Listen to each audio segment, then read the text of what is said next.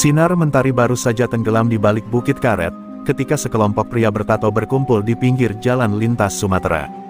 Mereka bukan warga biasa, mereka adalah preman jalanan paling ditakuti di perbatasan Riau Sumatera Utara, dipimpin oleh seorang lelaki kejam bernama Tommy Cendana. Tubuhnya kekar, lehernya dililit rantai besi, dan matanya menyimpan amarah yang membatu. Malam itu, mereka kembali menjalankan aksi, memalak bus-bus antar provinsi yang melintasi jalur rawan tersebut. Sebuah bus ALS melintas lambat karena jalanan rusak. Lampu sorotnya memantul di jalan basah. Tommy mengangkat tangan, menyuruh anak buahnya menyebar paku dan batu besar. Bus terpaksa berhenti. Penumpang mulai gelisah, beberapa mengintip dari kaca. Seorang kernet mencoba turun, tapi langsung didorong mundur oleh preman yang membawa balok besi. "Kalau mau selamat, bayar tol jalan, kawan," bentak salah satu dari mereka. Tommy naik ke pintu bus, menatap ke dalam dengan senyum sinis. Namun, senyumnya pudar ketika ia melihat sopir bus adalah seorang wanita cantik, mengenakan jaket hitam dan jilbab merah gelap. Tatapannya tajam, dagunya tegak. Bukan wajah ketakutan yang ia lihat, tapi keberanian yang menusuk ego Tommy. "Kau yang nyetir bus ini?" tanya Tommy. Si wanita hanya menjawab pelan, "Iya." "Kenapa?" Tommy tertawa meremehkan. Perempuan berani bawa bus lintas malam. Gak takut dijarah." Ia melangkah naik satu kaki ke tangga bus. Tapi sebelum sempat mendekat, si wanita berdiri dan menatap lurus matanya. "Aku bukan hanya sopir, aku penjaga jalan. Jangan cari mati di tempat yang salah." Kalimat itu terdengar pelan namun tajam, seperti keris menembus dada. Anak buah Tommy mulai mengejek, menyebut si wanita hanya sok jago. Salah satunya, Kurniadi, si botak bermata sipit, mencoba meraih pundaknya. Tapi begitu tangannya menyentuh kulit wanita itu, tubuhnya langsung terpental ke belakang sejauh 3 meter, menghantam pohon karet. Ia menjerit kesakitan, tangannya melepuh seperti tersiram air panas. Semua orang terdiam, suasana berubah mencekam. Tommy menatap wanita itu dengan raut bingung sekaligus takut. Ia tak tahu apa yang barusan terjadi, tapi matanya bisa melihat aura aneh yang mengelilingi tubuh si sopir. Bukan cahaya biasa, tapi seperti bayangan merah yang bergerak perlahan, mengitari tubuhnya seperti asap gaib. Sesuatu yang tak bisa dijelaskan logika jalanan. Wanita itu kembali duduk, menyalakan mesin bus, dan berkata pelan, "Ini terakhir kalinya kalian sentuh bus ALS di jalur ini. Sekali lagi, kalian bukan cuma kehilangan nyali, tapi juga nyawa." Bus itu melaju, meninggalkan para preman dalam kebingungan dan ketakutan. Tommy menggertakkan gigi. Wajahnya merah padam. Ia tidak terima dihina di depan anak buahnya. "Siapa sebenarnya perempuan itu?" bisik Tommy. Tapi dalam hatinya, ada rasa yang tak pernah ia rasakan sejak jadi preman, rasa takut. Dan malam itu, ia bersumpah akan membalaskan dendam. Ia belum tahu, bahwa yang baru saja ia lawan bukan sekadar sopir bus, tapi pemilik ilmu rawa rontek, sang wanita abadi penjaga jalan lintas. Keesokan harinya, nama Laras Ayuningrum mulai dibicarakan oleh para sopir ALS dan warga lintas Sumatera.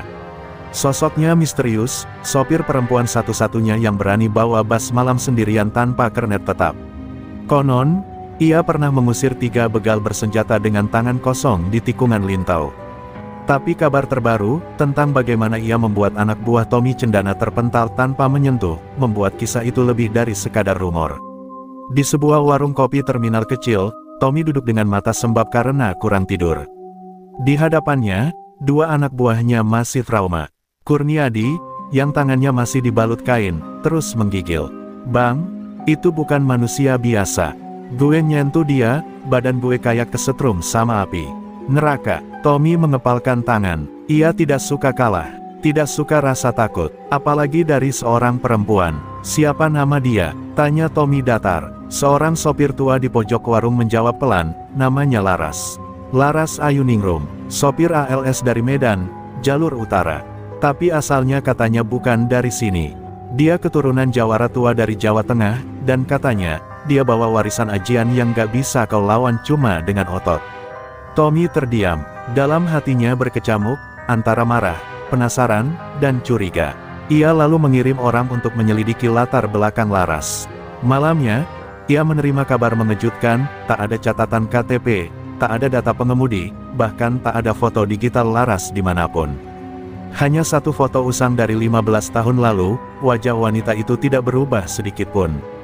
Sementara itu, Laras berhenti di tepi jalan dan menatap langit sore yang mendung. Di dashboard busnya, tergantung seutas kalung berisi potongan kain kuno berlumur darah kering. Ia memegangnya pelan, lalu membisikkan mantra dalam bahasa Jawa kuno. Gusti, beri aku kekuatan. Jangan biarkan kejahatan menguasai jalanan ini. Matanya kembali memancarkan kekuatan dari ajian Rawa Rontek, warisan leluhur yang tak pernah mati meski raga berkali-kali terbunuh. Busnya melaju tenang, tapi pikirannya tak bisa tenang. Ia tahu Tommy bukan preman biasa. Ia merasakan aura hitam yang membesar dari arah utara. Aura penuh dendam dan amarah. Laras sadar, pertarungan kali ini akan lebih berat dari yang sebelumnya.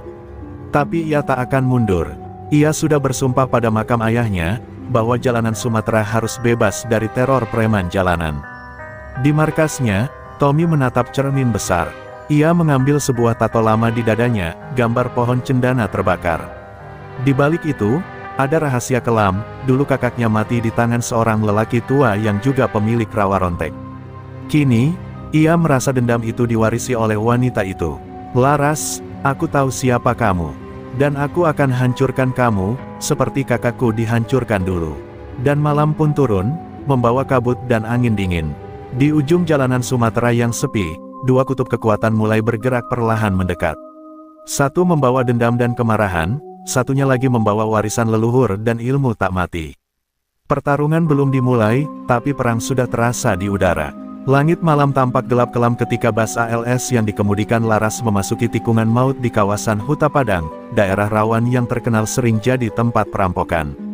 Tapi kali ini bukan begal sembarangan yang menunggu di sana. Tommy Cendana dan 10 anak buahnya telah siap dengan rencana besar. Mereka menutup jalan dengan tumpukan ban bekas dibakar, batang pohon melintang, dan kawat berduri. Bus perlahan berhenti. Asap mengepul dari bara yang menyala di pinggir jalan. Penumpang mulai panik. Seorang ibu berdoa pelan, seorang bapak menggenggam tas erat-erat. Laras mematikan mesin, berdiri dari kursi, dan menatap ke depan. Di tengah jalan, Tommy berdiri tegap dengan parang besar di bahunya, diikuti anak buahnya yang membawa rantai, tongkat, dan senjata tajam. Jalan itu kini berubah jadi medan teror. Tommy tersenyum lebar saat melihat Laras turun dari bus. Akhirnya kita ketemu lagi, sopir sakti, katanya, suaranya penuh ejekan. Kali ini kau gak akan bisa lari. Jalan ini milik kami. Kau boleh punya jurus apapun, tapi malam ini, aku akan kuburkan harga dirimu di aspal ini. Laras menatapnya tajam, lalu berjalan pelan ke depan, setiap langkahnya seperti menggetarkan tanah. Preman hanya jadi besar karena ditakuti, ucap Laras, suaranya tenang tapi menusuk. Tapi kalian lupa, yang paling ditakuti adalah mereka yang tak bisa mati. Kata-kata itu membuat salah satu preman gemetar.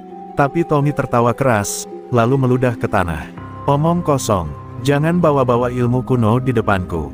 Kami ini, penguasa jalan, bukan penonton cerita wayang. Tiba-tiba, Tommy mengayunkan parang besar ke arah Laras dengan amukan membabi buta. Tapi seperti angin, Laras menghilang dari tempatnya berdiri. Tommy kehilangan keseimbangan dan menghantam tanah. Sebelum sempat berdiri, Laras sudah di belakangnya. Ia menempelkan 2 jari ke tengkuk Tommy, dan seketika tubuh Tommy kaku, lumpuh sesaat. Semua anak buahnya mundur. Mary melihat itu. Salah satu preman nekat menyerang Laras dari belakang, tapi tangannya membentur udara keras tak terlihat, seperti menabrak tembok gaib. Tangannya patah seketika, dan jeritannya menggema di antara hutan dan api yang menyala. Laras menatap para preman satu persatu, lalu berkata lirih, aku tak ingin membunuh. Tapi jika kalian memaksa, aku akan buat kalian lupa pernah dilahirkan. Tommy akhirnya bisa bangkit, tubuhnya masih gemetar. Tapi bukan karena luka, melainkan karena egonya tercabik. Ia baru sadar, harga dirinya sebagai pemimpin preman jalanan sedang diludahi oleh sosok perempuan yang tak hanya berani, tapi punya kekuatan yang tak bisa dijelaskan. Matanya merah karena dendam, tapi untuk pertama kalinya, hatinya goyah oleh rasa takut yang belum pernah ia kenal. Dan ketika bus Laras kembali melaju, meninggalkan jalan yang masih mengepul asap, Tommy terduduk di aspal yang basah. Ia tak bersuara, tak ada satupun dari anak buahnya berani bicara. Malam itu, seorang preman besar bukan hanya kalah secara fisik, tapi dipermalukan oleh keanggunan seorang wanita yang tak bisa mati. 3 hari setelah kekalahan memalukan itu, Tommy cendana mengurung diri di rumah kosong di belakang terminal tua. Dinding penuh coretan, lantai retak, dan lampu berkedip-kedip menciptakan suasana mencekam. Di hadapannya, tergolek 3 anak buah yang masih trauma. Seorang bahkan sudah pamit pulang kampung, tak sanggup lagi mengikuti Tommy. Tapi Tommy tidak menyerah, tidak akan pernah. Ia menyadari, Laras bukan sekadar musuh. Dia adalah ancaman bagi kekuasaan preman jalanan di sepanjang Sumatera. Dia perempuan, tapi kenapa tak bisa disentuh? Gumam Tommy sambil memelototi api korek yang menyala. Wajahnya muram, matanya sembab karena kurang tidur, penuh amarah yang tertahan. Ia merasa harga dirinya dicabik oleh kekuatan yang tak bisa ia pahami. Dalam benaknya, dendam terhadap Laras membesar, menguasai akalnya. Kalau dunia nyata tak cukup, mungkin aku butuh kekuatan dari dunia lain. Malam itu, Tommy mendatangi seorang lelaki tua di kaki bukit, Ki Sawung Geni, dukun sakti yang tinggal menyendiri jauh dari desa. Konon, lelaki itu pernah membuat seorang lurah jatuh sakit karena berani menertawakan ilmu hitam. Aku ingin kekuatan, untuk melawan wanita yang tak bisa mati, ujar Tommy, suaranya parau. Ki Sawung Geni hanya tersenyum tipis. Kalau kau melawan Rawa Rontek, berarti kau siap kehilangan bukan cuma nyawa, tapi juga jiwamu. Tommy menunduk, apapun akan kulakukan, Ki. Aku ingin dia hilang dari jalanan ini. Sang dukun lalu mengambil kendi tanah liat, mencampur darah ayam hitam, rambut ular, dan tanah kuburan bayi yang baru dikubur 7 malam lalu. Ia membuat lingkaran api dan mulai membaca mantra. Tommy duduk di tengah lingkaran, tubuhnya menggigil hebat saat angin dingin menerpa dari segala arah. Suara-suara aneh mulai terdengar dari balik pohon dan semak. Dalam penglihatannya, Tommy seperti dibawa ke dunia lain. Ia melihat ribuan bayangan hitam bergerak di antara kabut, dan di tengahnya, sebuah sosok menyerupai Laras berdiri diam dengan mata menyala merah. Ia mengangkat tangannya, lalu tiba-tiba dari langit turun petir menyambar tubuh Tommy. Jeritan Tommy memecah keheningan malam, tubuhnya kejang-kejang, dan ia pingsan dengan mata terbuka. Pagi harinya, Tommy terbangun dengan tubuh bergetar. Tapi kini, di kedua tangannya muncul garis hitam, membentuk pola ular dan duri. Matanya tampak lebih gelap, dan suaranya berat seperti bergema 2 lapis. Ia telah mendapatkan kekuatan hitam. Tapi Ki Sawung Geni mengingatkan, itu hanya benteng sementara. Kalau kau ragu sedikit saja, kau bisa mati tanpa tubuh ditemukan.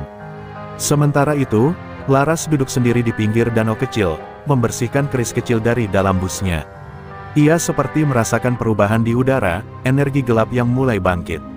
Matanya memejam. Ia melihat bayangan Tommy dalam penglihatan batinnya. Tommy telah menyentuh sesuatu yang seharusnya tidak disentuh manusia.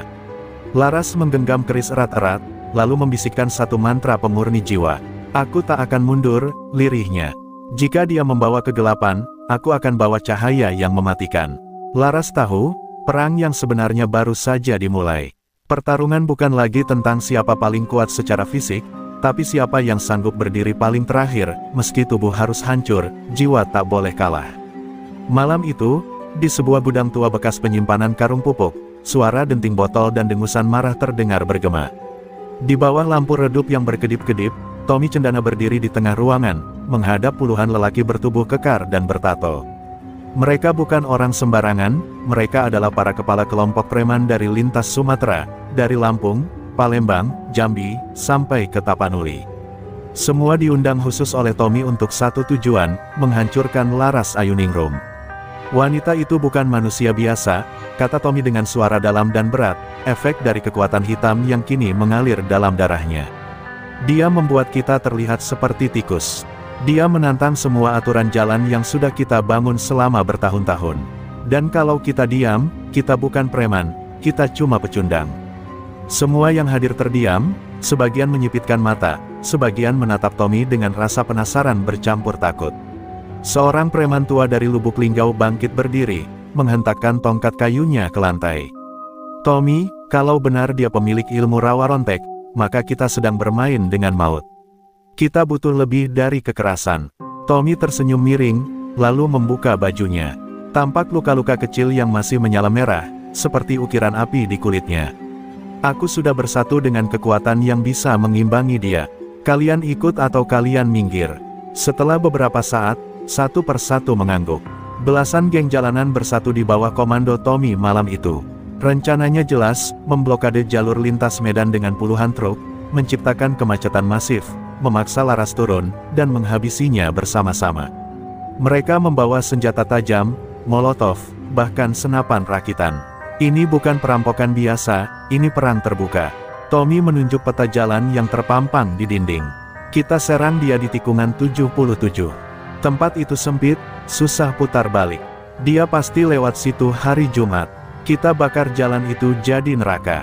Semua preman bersorak, mengangkat botol arak, dan membenturkan ke meja. Api semangat, amarah, dan kebencian mulai menyala, ditunggangi kekuatan gelap yang makin meracuni hati Tommy. Di sisi lain, Laras duduk di dalam busnya yang berhenti di sebuah musola kecil di pinggir jalan. Ia menyimak berita radio dari sopir lain yang menyebutkan ada gerakan besar preman jalanan di sekitar jalur medan. Tapi alih-alih takut, wajah Laras tampak tenang. Ia tahu ini akan datang. Mereka sudah tak bisa dikendalikan oleh akal sehat. Hanya cahaya kebenaran yang bisa membakar kegelapan itu, bisiknya sambil mencelupkan jari ke air wudhu. Laras mengambil keris pusaka milik ayahnya, keris Kalimosodo Wulung, peninggalan para penjaga rawa rontek dari zaman Mataram. Ia membuka pembungkusnya perlahan, lalu meniupkan doa pemanggil penjaga gaib. Angin malam tiba-tiba berhenti. Daun tak bergerak, udara menjadi sunyi seperti kuburan. Tapi di balik keheningan itu, kekuatan suci mulai bangkit. Jangan takut, ayah, aku akan menjaga jalur ini, walau harus menghadapi neraka sekalipun. Dan malam pun menebal, membawa dua kekuatan yang kini tak bisa dielakkan. Di tikungan 77 yang sepi, kegelapan sedang menunggu cahaya untuk datang, sementara cahaya itu sendiri tak gentar sedikit pun, karena ia sudah bersumpah untuk tak pernah padam, bahkan bila harus melawan seluruh isi dunia jalanan. Subuh menjelang ketika Laras menghentikan bas alsnya di depan sebuah warung tua di tepian hutan, tak jauh dari tikungan 77, tempat yang akan jadi arena pertarungan hidup dan mati. Warung itu tampak rapuh, berdinding kayu lapuk, namun selalu berdiri meski zaman berubah. Laras turun pelan, langkahnya mantap meski udara dingin menusuk kulit. Ia seperti tahu, ada sesuatu di warung itu yang harus ia temui. Di dalam, duduk seorang nenek tua berjubah abu-abu, matanya tertutup kain putih lusuh. Tangan keriputnya meraba gelas teh panas yang tak berkurang sedikit pun isinya. Laras menunduk hormat. Aku Laras, putri dari Wiratama. Aku mencari petunjuk, karena bayangan hitam makin tebal di jalur ini. Nenek itu tersenyum samar, lalu menjawab dengan suara pelan, nyaris seperti angin, akhirnya kau datang juga, anak dari penjaga jalan terakhir. Laras kaget, nama ayahnya tak banyak dikenal. Hanya segelintir orang tahu bahwa Wiratama adalah pewaris ajian rawa rontek generasi kelima, sekaligus pelindung terakhir jalur selatan sebelum ia gugur dalam duel berdarah 2 dekade lalu. Nenek itu lalu mengambil sebuah kotak kayu kecil dari balik lantai warung, dan menyodorkannya kepada Laras. Ayahmu menitipkan ini, saat tubuhnya sudah dingin, tapi jiwanya masih menjagamu. Laras membuka kotak itu perlahan. Di dalamnya terdapat sehelai kain hitam bersulam benang emas membentuk aksara Jawa kuno, sing mati urip maneh, sing urip ora iso dipateni. Yang mati hidup kembali, yang hidup tak bisa dimatikan. Bersama kain itu, ada satu lembar daun lontar bertuliskan mantra tingkat tertinggi rawa rontek, mantra penyatu jiwa dan alam semesta. Nenek itu menatap Laras meski matanya buta. Ilmumu belum sempurna, Laras. Rawa rontek bukan hanya tentang hidup kembali, tapi tentang menyatu dengan jalan yang kau jaga. Kau harus siap kehilangan tubuh, tapi tidak kehilangan tekad. Laras menggenggam kotak itu erat-erat, air matanya jatuh tanpa ia sadari. Ia tak pernah menyangka, kekuatan ayahnya masih mengalir dalam bentuk yang lebih dari sekadar kenangan. Tiba-tiba angin berhenti, udara di warung menjadi berat. Nenek tua itu memejamkan mata. Dia sudah tahu kau akan datang. Tommy Cendana, kekuatan yang dia pakai bukan dari dunia kita. Ia sudah mencuri ajian penjaga lawas yang seharusnya disegel. Kalau kau terlambat, bukan hanya kau yang binasa. Jalanan ini akan jadi neraka abadi. Laras berdiri, wajahnya kini lebih tenang, tapi tatapannya menyala seperti bara api. Aku tidak akan lari. Jika harus mati, maka aku akan mati sebagai penjaga.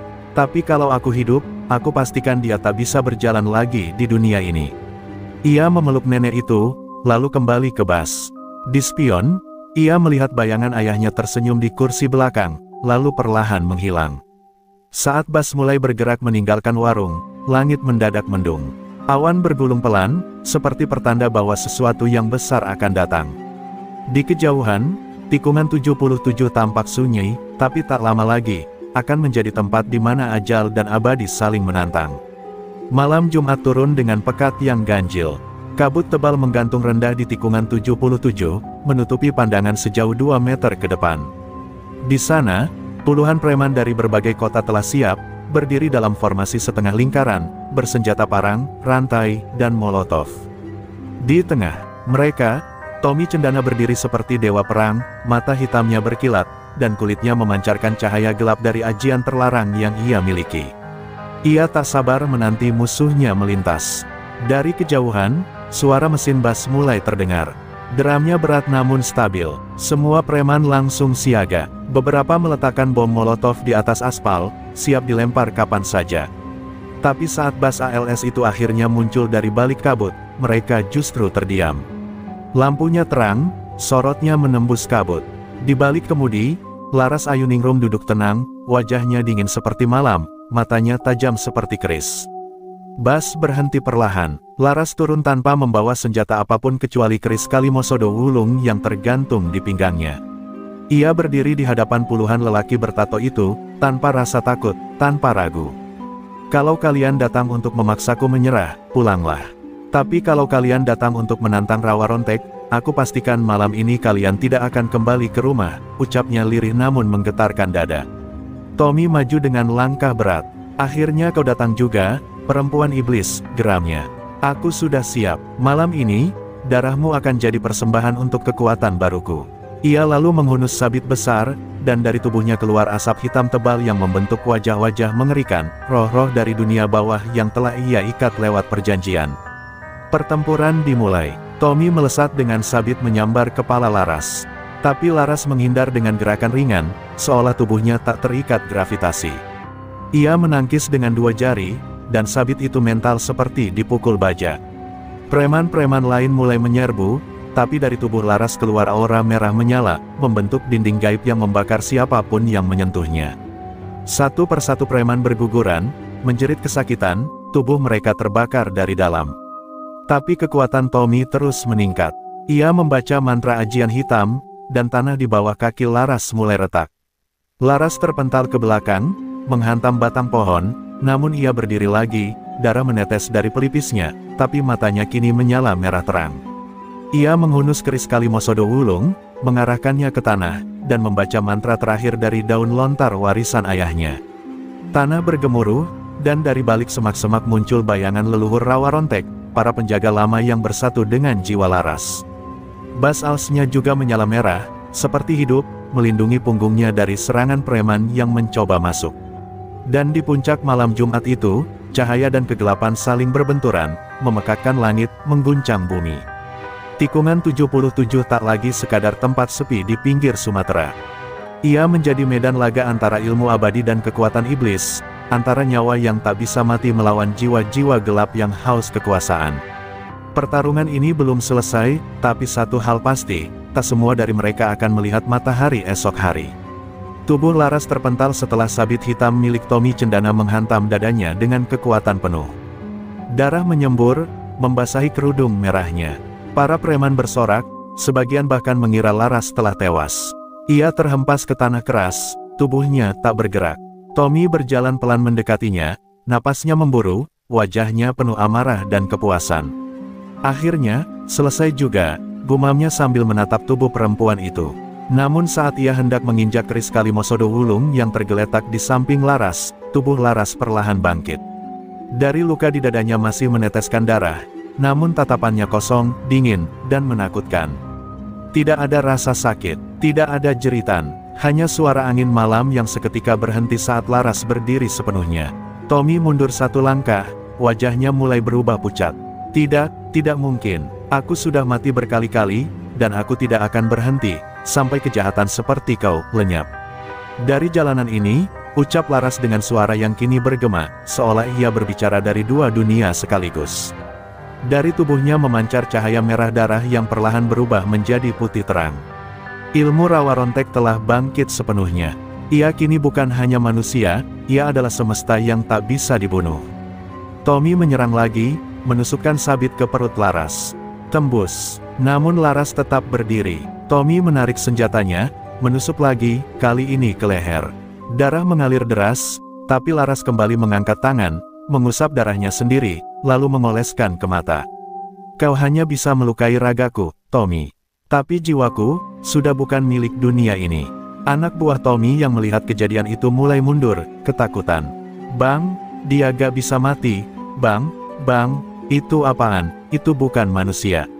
Sebagian mulai lari, sebagian lagi bersimpuh, memohon ampun. Tapi Tommy, yang kini sudah kehilangan akal, justru tertawa seperti orang gila. Aku akan hancurkan kau, sekalipun aku harus mati juga. Laras mendekat perlahan. Di setiap langkahnya, tanah merekah. Keris Kalimosodo Wulung melayang sendiri ke tangannya. Saat ia mengangkat keris itu, langit mendadak terang, bulan penuh bersinar seolah mengutuk semua kejahatan malam itu. Laras menusukkan keris ke tanah, dan dari dalam bumi keluar suara gemuruh, jeritan roh-roh tak tenang yang dibangkitkan oleh ilmu hitam Tommy. Seketika, kekuatan hitam yang menyelimuti tubuh Tommy berbalik menyerangnya. Wajah-wajah roh yang tadi ia kuasai kini mencakar tubuhnya sendiri. Ia berteriak, berusaha melawan, tapi semakin keras ia bergerak, semakin kuat cengkeraman roh-roh itu mengikat. Ia menatap Laras dengan mata panik. Tolong, hentikan, aku cuma ingin dihormati. Laras menatapnya tanpa amarah, hanya iba. Hormat bukan datang dari rasa takut, tapi dari kebaikan yang kau tanam. Ia lalu menoleh, berjalan kembali ke busnya. Di belakangnya, tubuh Tommy tersungkur, tertelan oleh bayangan gelap ciptaannya sendiri, meninggalkan bara kecil yang perlahan padam bersama suara teriakannya yang terakhir. Malam itu, tikungan 77 menjadi sunyi, tapi bukan karena damai. Karena satu sisi kejahatan telah dikubur, namun perang belum benar-benar selesai. Langit pagi di tikungan 77 masih menyisakan bau hangus dan kabut tipis sisa malam kelam. Tubuh Tommy Cendana telah lenyap ditelan bayangan kutukan sendiri, namun jalanan tak benar-benar tenang. Sisa-sisa anak buahnya yang lolos melarikan diri, kini bergerak diam-diam, menyebarkan desas-desus tentang Laras, bahwa dia bukan manusia, bahwa dia membawa bencana bagi siapapun yang menentangnya. Dari medan hingga bukit tinggi, nama Laras jadi legenda, tapi legenda yang dibungkus teror. Laras tahu, meskipun pemimpin mereka telah binasa, ketakutan bisa menciptakan monster baru. Ia duduk di dalam bas, membersihkan keris Kalimosodo Wulung yang kini tampak lebih gelap dari biasanya. Jiwanya mulai terasa berat. Setiap kali ia menggunakan kekuatan Rawa Rontek, ia merasa sebagian dirinya menghilang. Berapa kali lagi aku harus mati untuk menjaga jalan ini? Bisiknya lirih, menatap bayangannya sendiri di kaca. Sementara itu, di sebuah gudang tersembunyi di pinggir kota pematang siantar, 3 preman senior berkumpul, Riko Jabrik, Elang Kurik, dan Bang Birowo. Mereka adalah sisa generasi tua lintas Sumatera yang pernah bekerja sama dengan Tommy. Kini, mereka bersatu bukan untuk menguasai jalur, tapi untuk satu tujuan, membalas dendam. Dia telah mempermalukan kita semua. Kalau kita biarkan dia hidup, semua preman di Sumatera akan dianggap lemah, kata Riko Jabrik sambil mengepalkan botol bir. Bang Birowo, yang dikenal sebagai mantan dukun jalanan, mengusulkan satu cara, kalau dia pakai ilmu Rawa Rontek, kita harus pakai ilmu penunduk sukma. Kita gak bisa bunuh tubuhnya, tapi kita bisa retakkan jiwanya.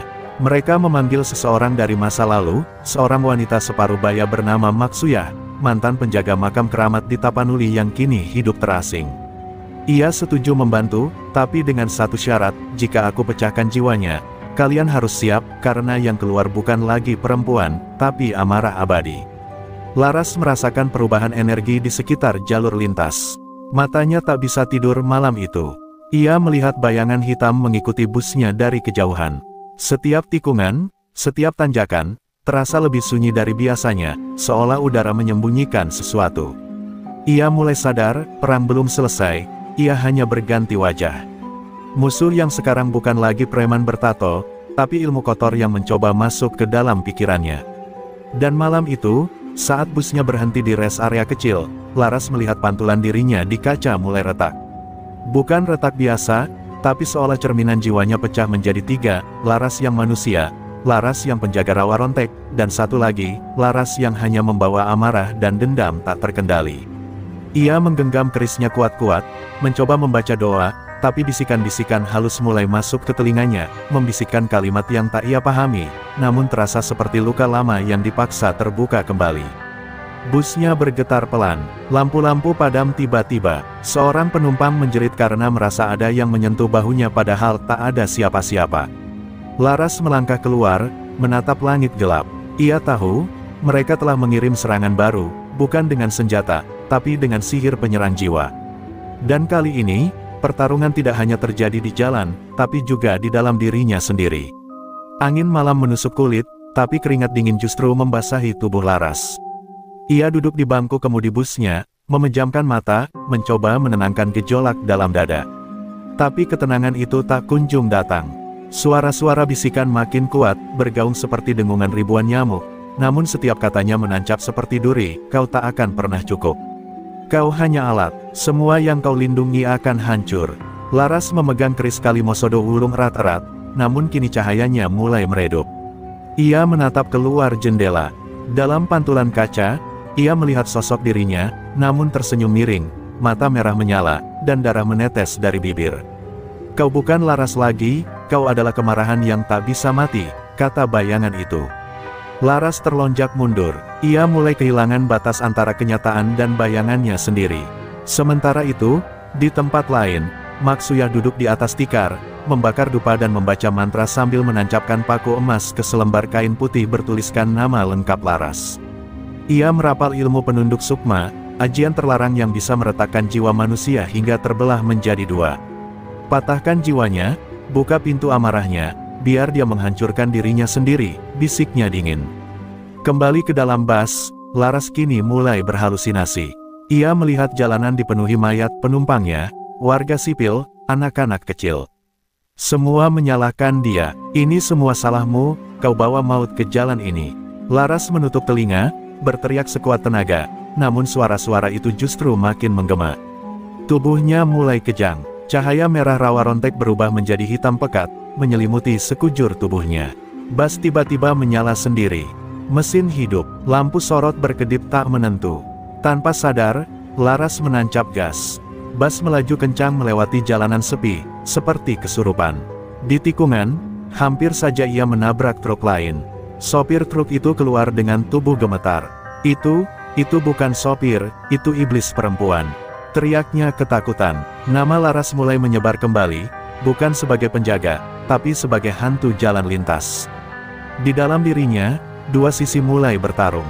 Sisi Laras yang lembut, yang dulu mencintai ayahnya, mencintai keadilan, kini nyaris padam. Yang tersisa hanyalah suara dendam, trauma masa lalu, dan kekuatan rawa rontek yang tak terkendali. Ia menangis, namun air matanya berubah menjadi darah. Ayah, kalau aku benar-benar hancur, tolong, hancurkan aku sepenuhnya. Namun jauh di dalam ruang batinnya yang terdalam, sosok Wiratama, ayahnya, muncul seperti cahaya samar. Anakku, kekuatan yang tak dikendalikan oleh cinta akan jadi kutukan. Tapi selama kau masih bisa menangis, kau belum hilang.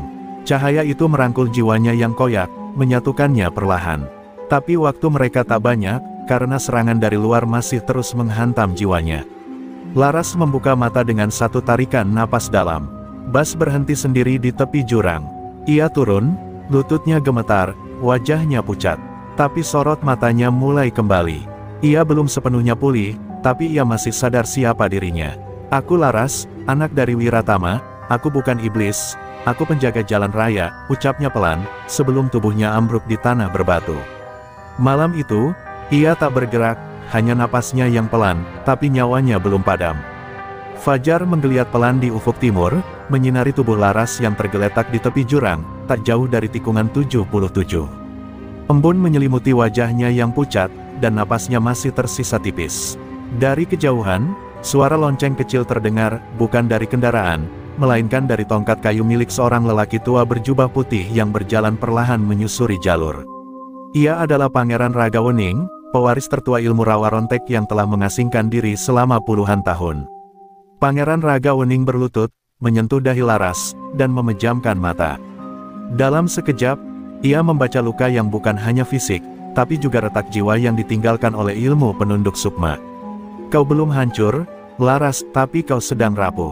Kalau tidak segera disatukan, kau bisa menjadi api tanpa kendali, ucapnya pelan. Ia membawa Laras ke pondok kayunya di tengah hutan, tempat yang selama ini dijaga oleh mantra pelindung para leluhur.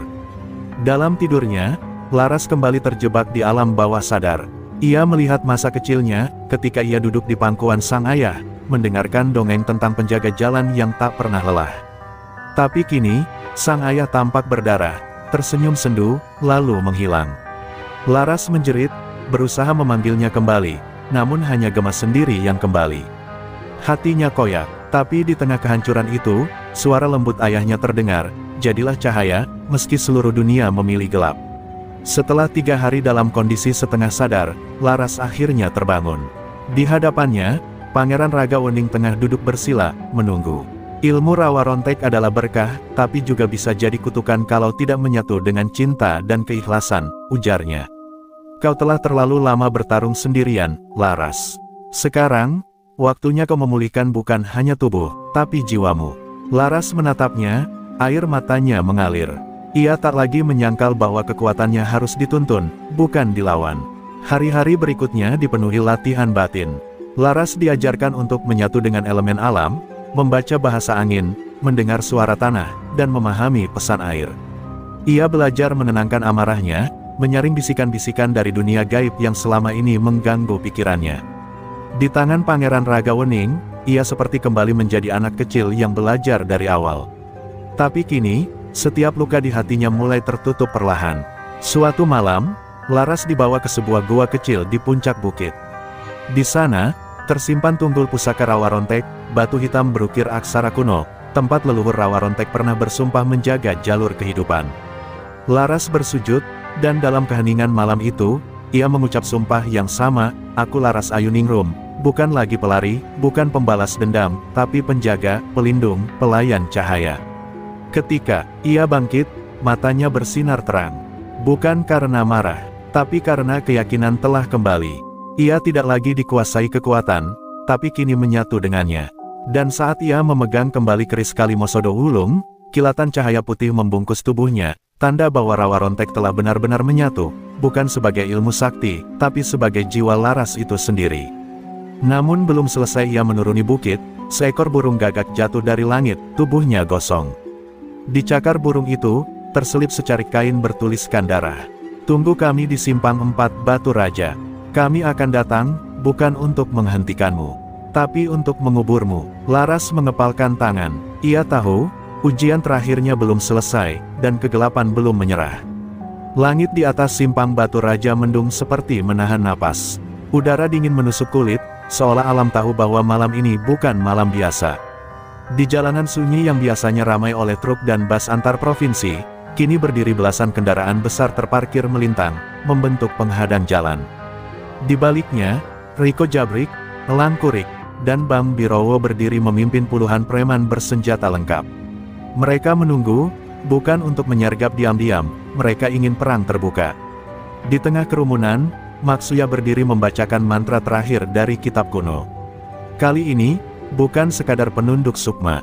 Ia memanggil kekuatan hitam yang disebut-sebut sebagai bayang anyar, kekuatan terlarang yang bisa menyerap energi hidup lawan dan mengurung jiwa mereka dalam tubuhnya. Kalau perempuan itu datang, jangan bunuh. Biarkan aku yang mengikat jiwanya dan menjadikannya boneka untuk dunia gaib, bisik Maksuya sambil menancapkan paku emas ke tanah. Dari kejauhan, terdengar suara mesin. Bas ALS melaju perlahan dari arah bukit, cahaya lampunya menembus kabut dan kegelapan. Laras Ayuningrum duduk di balik kemudi, mengenakan jubah hitam merah warisan ayahnya, dan keris Kalimosodo Wulung tergantung di pinggangnya, berdenyut lembut seperti jantung. Kali ini dia tidak datang untuk bertahan, dia datang untuk mengakhiri. Bas berhenti di hadapan barikade. Laras turun dengan tenang, langkahnya mantap, seolah tanah mengenali pemiliknya. Riko Jabrik tertawa keras. Loh, ini dia, si hantu jalanan. Nggak takut mati, Mbak. Elang Kurik menimpali, kalau sekarang kau menang, berarti kita bukan preman. Tapi Laras hanya menatap mereka dalam-dalam. Justru karena kalian preman, aku datang. Dan malam ini, jalanan harus bersih dari nama kalian. Pertarungan meledak dalam sekejap. Preman-preman menyerbu, tapi Laras sudah seperti bayangan yang menari. Setiap sabetan kerisnya seperti membelah udara dan tubuh lawan dengan sekali gerak. Aura putih mengelilingi tubuhnya, membuat senjata lawan seperti memantul sendiri. Tubuh-tubuh beterbangan, jeritan terdengar di mana-mana, dan tanah mulai memerah karena darah yang mengucur deras. Namun Maksuya akhirnya masuk ke tengah gelanggang, membaca mantra pemanggil roh. Tiba-tiba, tanah di bawah kaki Laras pecah, dan dari dalamnya muncul sosok bayangan berwajah Laras sendiri, namun matanya merah menyala, dan suaranya seperti suara Laras yang dipelintir amarah. Kau bukan penjaga, kau pembunuh. Aku adalah kau, sisi yang kau tolak. Bayangan itu menyerang dengan kekuatan dahsyat, memaksa Laras bertarung melawan dirinya sendiri. Laras terdesak, luka mulai terbuka di lengannya. Keris Kalimosodo Wulung mulai redup. Tapi dalam detik terakhir, Laras mengatupkan kedua tangannya, memejamkan mata, dan memanggil nama-nama leluhurnya. Dari langit turun kilatan cahaya putih, menyambar tanah dan memecahkan pusaran ilmu hitam Maksuya. Bayangan itu meledak menjadi debu, dan Maksuya menjerit, tubuhnya terbakar dari dalam, hingga hangus menjadi abu di tengah jalan. Riko Jabrik dan Elang Kurik yang menyaksikan itu tak sempat lari. Laras melompat, menghantam dada mereka dengan pukulan berselimut doa rawa rontek. Keduanya terpental dan tak pernah bangun lagi. Simpang Batu Raja malam itu sunyi, tapi bukan sunyi yang gelap. Sunyi yang suci, setelah peperangan panjang antara cahaya dan kegelapan. Laras berdiri di tengah simpang, tubuhnya lelah tapi matanya tetap tegak. Pagi hari di Simpang Batu Raja terasa berbeda. Tak ada suara klakson, tak ada deru kendaraan berat, hanya suara alam yang perlahan kembali bernapas. Tubuh-tubuh preman telah disingkirkan warga, dan jalanan dibersihkan dari jejak darah dan puing kutukan. Laras duduk di atas batu besar di pinggir jalan, wajahnya menatap langit biru yang perlahan mereka setelah malam panjang yang penuh amarah. Tapi dalam dadanya, sunyi justru semakin dalam. Ia telah memenangkan perang, namun rasa damai tak serta-merta datang. Setiap gerakan kecilnya terasa berat, bukan karena luka, tapi karena jiwanya lelah. Kemenangan itu terlalu mahal. Ia telah melihat dirinya berubah. Saat bertarung melawan bayangannya sendiri, Laras sempat ingin menyerah, karena untuk pertama kalinya, ia takut akan menjadi seperti musuh yang ia lawan. Beberapa sopir truk berhenti dan menghampiri. Mereka menunduk hormat, menyebut nama Laras dengan penuh rasa kagum. Kami bisa jalan lagi, Mbak. Semua preman kabur. Kami bisa pulang, karena jenengan. Tapi Laras hanya tersenyum tipis. Di dalam hatinya, ia tahu, kemenangan sejati bukan hanya mengalahkan musuh, tapi menemukan kembali dirinya yang sempat hilang dalam kabut amarah. Di malam harinya, Laras kembali ke pondok Pangeran Ragawening. Lelaki tua itu menatapnya lama. Kau sudah menjalani takdirmu, Laras. Tapi ingat, rawa rontek adalah ajian yang menuntut kesetiaan tanpa batas. Jika kau lanjutkan, hidupmu bukan lagi milikmu. Laras termenung. Selama ini ia menjaga jalanan agar orang lain bisa pulang dengan selamat. Tapi kemana dirinya bisa pulang? Laras melangkah ke sungai di belakang pondok. Ia mencelupkan tangannya ke dalam air, menatap bayangan wajahnya sendiri. Wajah itu tampak dewasa, tapi juga penuh luka. Ia menangis pelan, bukan karena lemah, tapi karena tahu, bahkan penjaga pun butuh diselamatkan. Dan kadang, keselamatan itu hanya bisa ditemukan dengan melepaskan segalanya. Pangeran Ragawening mendekat, lalu berkata pelan, kalau kau ingin pergi, pergilah. Tapi jika kau ingin bertahan, kau harus ikhlas menjadi jalan, bukan hanya penumpangnya. Laras mengangguk. Ia menatap ke langit, yang malam itu begitu bersih, tak ada awan, tak ada bayangan. Hanya satu bintang paling terang yang berkedip seolah memanggilnya kembali. Di detik itu, Laras memutuskan.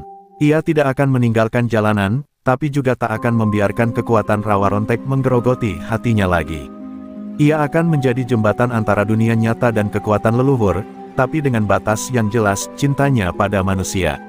Ia tidak akan menjadi dewi, tidak juga menjadi monster.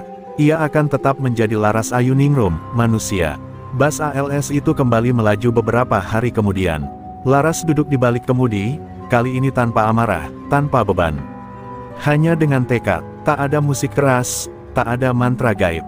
Hanya roda-roda yang berputar, membawa penumpang menuju rumah masing-masing. Dan di setiap tikungan, setiap tanjakan, angin berbisik pelan, penjaganya masih ada. Perjalanan Laras di jalan lintas Sumatera kembali tenang. Setiap halte, setiap rest area, menyambutnya dengan senyum. Anak-anak kecil melambai, para sopir menyebut namanya dengan hormat. Tapi jauh di dalam hatinya, angin dari masa lalu mulai berembus. Ia merasakan gelombang aneh dalam dadanya, bukan firasat bahaya, tapi kerinduan yang ia tekan bertahun-tahun. Lalu satu sore, di terminal tua dekat Padang Panjang, waktu memutar arah. Seorang perempuan tua, turun dari minibus antar kota. Langkahnya pelan, wajahnya keriput, tapi matanya menyimpan cahaya yang tak asing. Ia mendekati Bas Laras, menatapnya lama. "Kau, Laras Ayuningrum." Suaranya gemetar. Laras menoleh, tak langsung mengenali. Tapi begitu mata mereka bertemu, jantungnya seperti berhenti. "Ibu." Perempuan itu bernama Sarni, dan ia adalah ibu kandung Laras, perempuan yang selama ini ia kira telah meninggal bersama ayahnya dalam kebakaran rumah semasa kecil. Tapi ternyata Sarni hidup, bersembunyi selama 20 tahun. "Aku diselamatkan, tapi aku tak pernah bisa kembali. Aku bukan siapa-siapa, Laras. Aku hanya bayangan yang disisihkan oleh dunia, dan oleh ayahmu sendiri," ujarnya sambil menahan air mata. Laras terduduk di bangku halte. Dunia seperti runtuh. Ia dibesarkan dengan cerita bahwa ibunya meninggal. Ayahnya, sang pendekar rawa rontek, tak pernah mengungkitnya. "Kenapa, ayah menyembunyikan semuanya?" tanyanya. Sarni menatap langit. "Karena aku pernah melakukan kesalahan. Aku pernah menyerahkan diriku pada kekuatan hitam, saat kau masih dalam kandungan." Kebenaran mencabik hati Laras. Ternyata, ilmu rawa rontek dalam dirinya bukan hanya warisan sang ayah, tapi juga darah dari ibu yang sempat tersesat. Tapi kini ia mengerti, kenapa kekuatan dalam dirinya sering menggila, kenapa jiwanya sering retak. Ia lahir dari dua kutub, terang dan gelap. Dan kini, dua sumber itu duduk bersisian di halte tua yang sepi. Sarni memegang tangan putrinya. "Maafkan aku tak ingin kau mewarisi dosaku.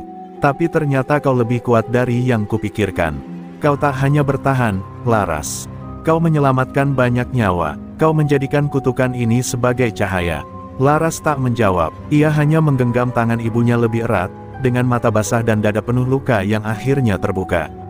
Malam itu, Laras tak mengemudi. Ia dan ibunya duduk bersama di dalam bus, tanpa kata-kata. Hanya cahaya lampu terminal yang menyinari wajah mereka yang penuh cerita. Untuk pertama kalinya, Laras merasa bukan hanya sebagai penjaga jalan, tapi sebagai anak. Sebagai manusia yang juga punya hak untuk memeluk masa lalu, dan memaafkannya. Di luar jendela, bintang bersinar terang. Dan angin malam membawa bisikan lembut, seolah berkata, kebenaran tak selalu membuatmu lemah.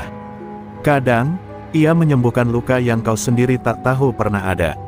Subuh turun dengan embun yang rapat di terminal tua Padang Panjang. Di dalam bus ALS yang sunyi, Laras masih terjaga. Wajah ibunya, Sarni, tertidur di kursi penumpang, tampak damai seperti tak pernah menanggung luka masa lalu. Laras menatap wajah itu lama, hingga akhirnya ia memejamkan mata sendiri, bukan untuk tidur, tapi untuk menutup lembar panjang penuh darah, amarah, dan rahasia. Hari itu, ia tidak langsung melanjutkan perjalanan. Ia membawa ibunya ke sebuah surau kecil di kaki bukit, tempat ayahnya dahulu menyepi sebelum bertarung. Di sana, ia menaburkan bunga di makam sang ayah, Wiratama. Aku sudah tahu semuanya, iya. Tentang ibu, tentang darahku, tentang cahaya dan kegelapan di dalam diriku. Suaranya lirih, tapi tegas. Tapi sekarang, aku sudah tahu siapa aku sebenarnya. Laras memilih untuk berhenti sejenak. Ia menitipkan bus ALS kepada seorang sopir tua yang pernah dibantunya bertahun lalu. Biar aku jaga jalurnya, Laras. Tapi kamu, jaga dirimu sendiri dulu, ucap lelaki itu. Laras mengangguk, lalu berjalan ke arah barat, bersama ibunya, menuju desa kecil yang tersembunyi di antara ladang dan lembah. Di sana, tidak ada preman, tidak ada kutukan, hanya waktu untuk sembuh. Namun meski jauh dari jalan lintas, bisik-bisik tentang Laras tak pernah mati. Para sopir tetap menceritakan kisahnya di warung-warung kopi terminal. Anak-anak kecil bermain peran sebagai Mbak Laras vs Preman Batu Raja. Bahkan para preman, yang selamat dari pertarungan dahulu kini memilih bertani, atau jadi sopir angkut legal. Nama Laras bukan sekadar legenda, ia jadi simbol harapan, bahwa kebaikan tak harus datang dengan senjata, tapi cukup dengan keberanian. Suatu malam, Laras menulis surat panjang. Ia menaruhnya dalam kotak tua milik ayahnya. Isinya bukan pesan dendam, tapi petunjuk, jika suatu hari ilmu rawa rontek jatuh ke tangan yang salah lagi, surat itu akan membimbing sang pewaris baru. Ia tak ingin menjadi satu-satunya. Jalan harus selalu punya penjaga, tapi penjaga itu tak selalu harus dia. Tahun berganti, rambut Laras mulai memutih, tapi matanya tetap tajam, jiwanya tetap terang. Ia sesekali kembali ke terminal, menyamar sebagai penumpang, memeriksa apakah jalur lintas masih aman. Tak ada yang mengenalinya, tapi beberapa sopir menunduk hormat tanpa alasan. Mereka merasa, penjaga itu masih di antara mereka. Dan mereka tidak salah. Pada suatu dini hari, kabut turun di tikungan 77. Seorang pemuda sopir baru hampir kehilangan kendali karena remblong. Tapi sebelum truknya jatuh ke jurang, angin besar datang mendorong kendaraan itu perlahan kembali ke jalur. Tak ada orang, tak ada suara. Hanya samar-samar, terdengar suara perempuan berbisik di telinga si sopir, "Awas, nak, pelan di tikungan." Dan ketika pemuda itu turun dari truk dengan tubuh gemetar, ia melihat sekilas, bayangan seorang perempuan berkebaya hitam merah berdiri di ujung jalan, tersenyum, lalu menghilang ditelan kabut pagi.